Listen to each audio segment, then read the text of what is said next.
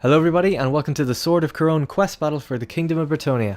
Now this battle is a continuation of our campaign Let's Play, so if you want context as to how we got here, give that video a watch. King Lewin Lancour is leading his force into battle here, so let's check out his speech. Companions! Bretonnia's need is dire! This terrible fog corrodes our focus. Our enemy, a horde of horrifying beasts, thrives in this gloom. So be on your guard. A head-on charge may not succeed. We must proceed more carefully. They are fast and deceptively cunning. But you are the lady's men, and no beast will stop you. Should we fail today, Bretonnia will be left vulnerable. The kingdom relies on us. So fight to defend all you hold dear. Ah, quite the rousing speech, I'm sure you'll agree. Now the cool thing... I guess he wasn't quite done yet. Now if we take a look at some of the new units on offer here, of course this isn't all the new units in the game, these are just some of the ones I had in my campaign at the time. Now we've got battle pilgrims here, quite a good medium to... I'm sorry, someone just said I've got the runs. But anyway, they're quite good medium tier infantry, actually slightly higher up than you might think, but they're not very organized, which is why their formation is quite loose. Now the men-at-arms with shields are quite good, solid, you know, frontline infantry. The men-at-arms polearm variant are obviously anti-large, decent kind of unit as well. Actually, they're actually surprisingly a little bit higher up than you might think as well. Then we've got our peasant bowmen. These are the ones with fire arrows at the back, a lot quieter than the other guys. So we've got 3 units of them coming into the battle with us. Now we've got Grail Knights, probably one of the best looking units in any Total War game ever, I would say.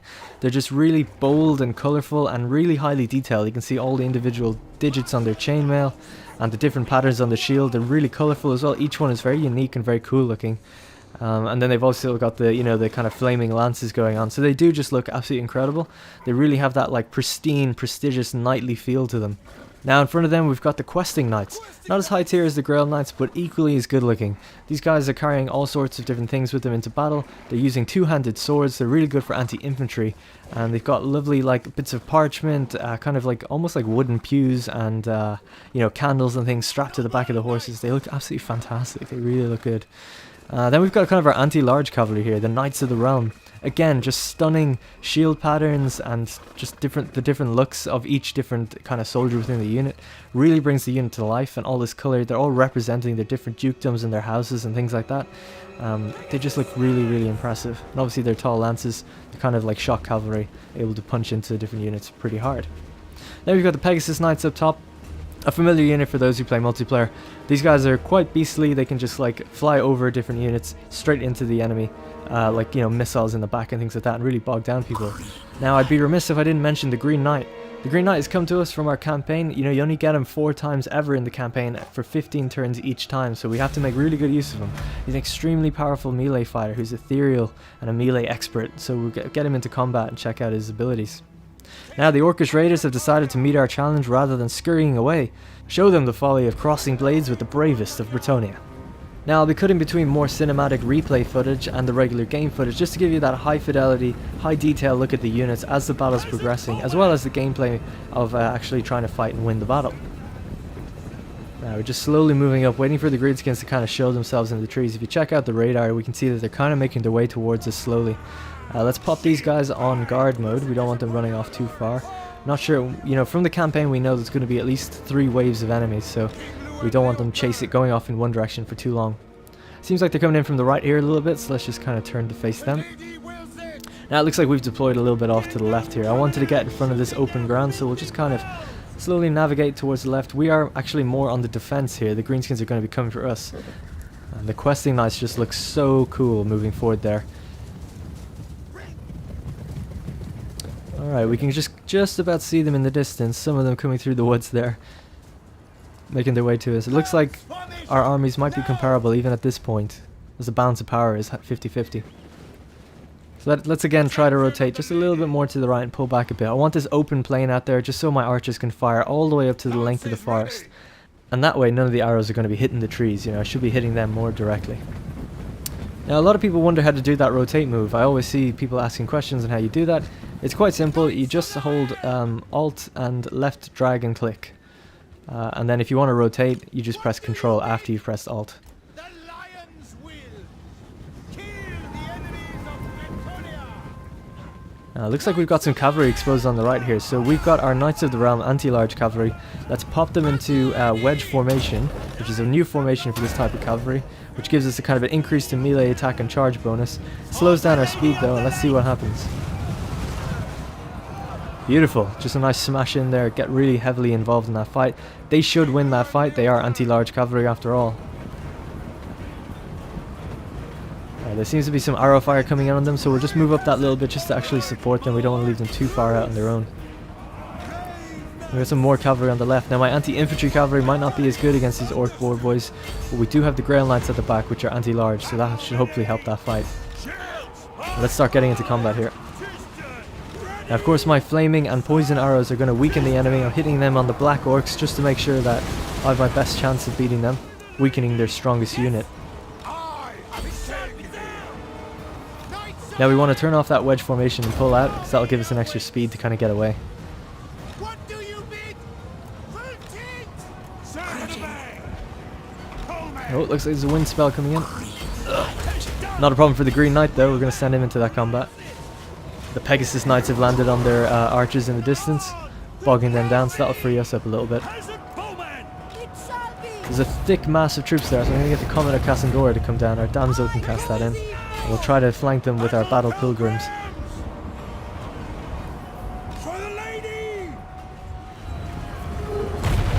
The Comet just looks so good. Alright, our men-at-arms are kind of surrounding them on the right there. Archers are firing. Got King Lewin is following around with the Pegasus Knights. So he's bogging down the cavalry. Smash. Oh, what is this? A gleeful cackle can be heard echoing through the woods. Green Knight's pretty much able to handle that whole unit by himself. He's a bit of a tank. Not a problem. Right, it seems like from the woods there might be some more things coming. I'll just cast a little hex here, just weaken all these guys.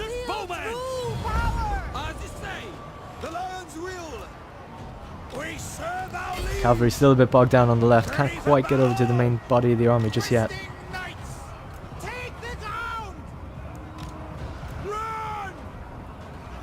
Same goes for my Pegasus Knights. I have to keep, they're very micro-intensive, those guys, because as soon as they break a unit they're going to keep chasing, and if you put them on guard mode, they'll kind of, you won't get as much done with them. As long as we're keeping the pressure up on the missiles like that though, it's all okay. So it's going pretty well so far, not too much going on. I mean, the balance of power is tilting in my favour, but I expect there to be more enemies pretty soon. So I'm just going to pull back and try to reform up a little bit, because I'm kind of bogged down in one kind of mass here.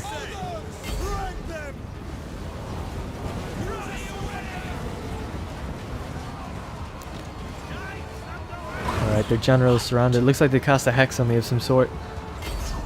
I think that one lowers all my visibility for my archers. The Night Goblins waited patiently while we slaughtered their bigger cousins. Now they sniff an opportunity to take the spoils for themselves. Oh, we'll have to see where they're coming from. Oh, it looks like they're just coming straight out of the forest right in front of us, actually. Which isn't too bad. I was worried they come from behind. Alright, let's fire everything we got on that big mass of troops coming in. Even if the poison arrows just hit a couple of the units, you know, they'll all get that poison debuff.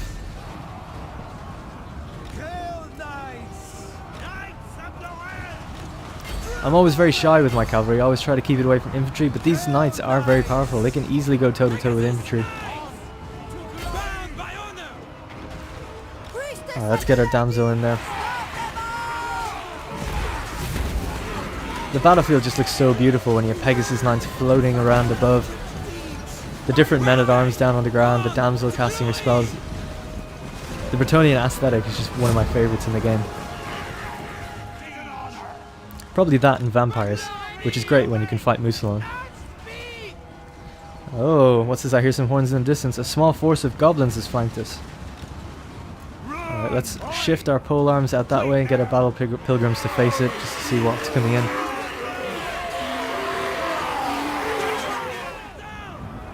The orcs hack away at my cavalry.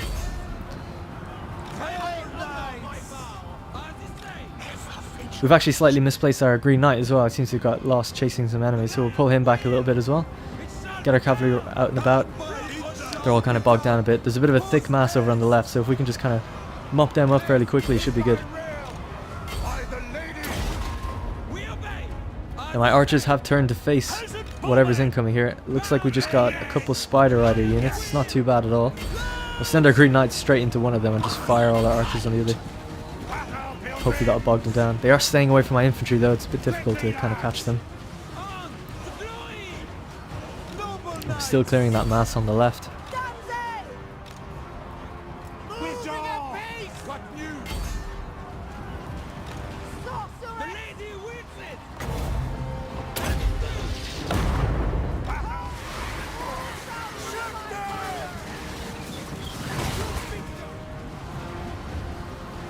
I was hoping to cast down Arun's Thunderbolt there, but it seems like they've pretty much broken, so there's no need to really cast that. So let's take her off that. This seems to be pretty much it. It seems like cleanup duty from here on now. There's just a couple of units of Fanatics and Night Goblins over to our left. I think that's pretty much going to be it for this quest battle.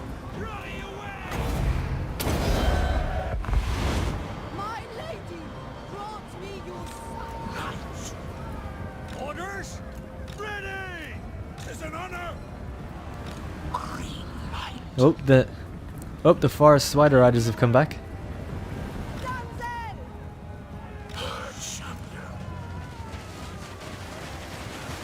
I'm sure if we just keep firing on them now, they'll probably just break.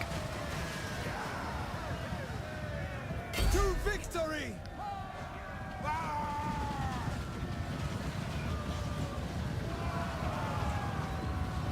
Alright, let's have one last charge with their cavalry here. Just smash them in there, and there you go. Instant rout pretty much on that. And that's pretty much going to be it. It seems like we've cleaned them up. So overall, not too difficult. Remember, this is a quest battle that happens around turn 50, so it's not too difficult of a quest battle to have, and I think I was playing on hard. Also, the fact that I had the Green Knight with me definitely helped, and a Damsel with that many spells is pretty good too. So we can see just how effective the Battle Pilgrims are. They're a really good unit. They're probably my favourite foot infantry unit for Bretonnia. While the other guys just kind of held the lines, and my archers did pretty good support on the sides. It all comes down to the Knights in the end though. All those units tended to get over 100 kills, if not 200, so you're going to be relying heavily on your Knights to get the kills. Alright, quest complete.